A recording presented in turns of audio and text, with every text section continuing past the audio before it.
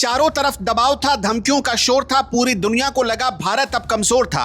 America की जिद और टैरिफ की मार लग रहा था, अब बस झुकने को तैयार था संसार। लेकिन उसी वक्त दिल्ली के एक बंद कमरे में खेल पलट रहा था। बाहर सन्नाटा था, अंदर कूटनीति की ज्वालामुखी सुलग रही थी। वहां मौजूद थे अजीत डोभाल, रणनीति के वो माहिर खिलाड़ी जिन्होंने वॉशिंगटन की हर चाल पर अपनी शय और मात की बाजी लगा दी।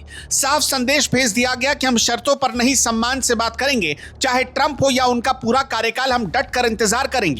वो 50% टैक्स का डर अब पुराना हो चुका है। देख लो दुनिया वालों, ये भारत अब सौदा डर कर नहीं, बराबरी से करता है। पूरी दुनिया की सांसें थमी हुई थी और हर तरफ बस एक ही चर्चा थी। वॉशिंगटन से लेकर दिल्ली तक अफवाहों का बाजार गर्म था। सबको लग रहा था कि भारत को घुटने टेकने ही पड़ेंगे।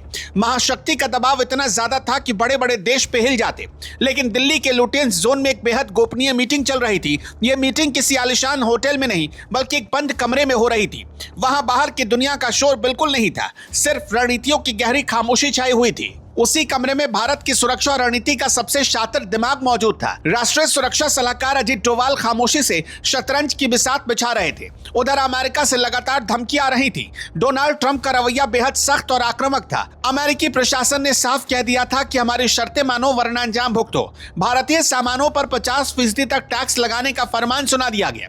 यह सीधा सीधा आर्थिक युद्ध का ऐलान था। अमेरिका की कोशिश थी कि भारत को डराकर अपनी बात मनवा ली जाए। उनका संदेश साफ था कि हमसे तेल लो और हमसे अनाज खरीदो। अगर ऐसा नहीं किया तो व्यापार के रास्ते बंद कर दिए जाएंगे।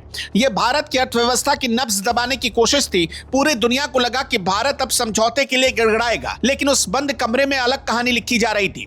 सरकार ने तय कर लिया था कि यह पुराना और कमजोर भारत नहीं है, यह नया भारत है जो अपनी शर्तों पर दुनिया से आंख मिलाता है। डोभाल और उनकी टीम ने बैकडोर कूटनीति का सहारा लिया। कैमरों की चमक से दूर गुप्त संदेश वॉशिंगटन भेजा गया। संदेश बेहद साफ था और कड़े शब्दों में था। भारत ने कह दिया कि हम किसी भी कीमत पर दबाव में नहीं आएंगे, चाहे सामने अमेरिका हो या कोई और महाशक्ति।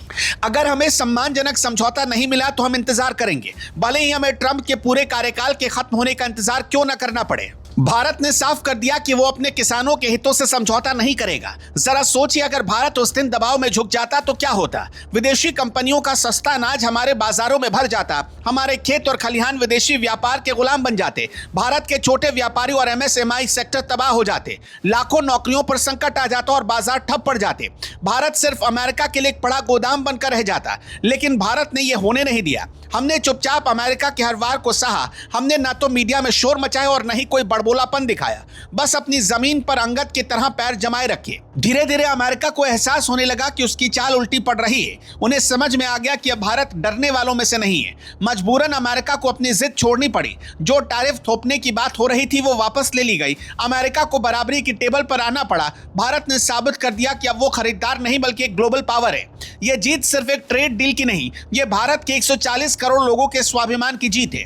यह इस बात का सबूत है कि भारत अब किसी की कॉलोनी नहीं है। हम दुनिया के साथ चलेंगे लेकिन किसी के पीछे नहीं चलेंगे। आज पूरी दुनिया को यह संदेश मिल गया कि भारत सीमा पर जवाब देना जानता है और टेबल पर भी। हमारी कूटनीति में अब याचना नहीं बल्कि रणनीति होगी। अगर कोई हमें झुकाने की कोशिश करेगा तो उसे मुंह की खानी पड़ेगी।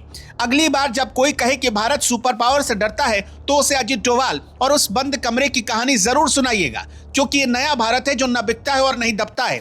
हम हर सौदा अपनी शर्तों पर करते हैं। हमारे लिए देश का हित सबसे पहले आता है। यही उस नए आत्मनिर्भर भारत की असली और दमदार पहचान है।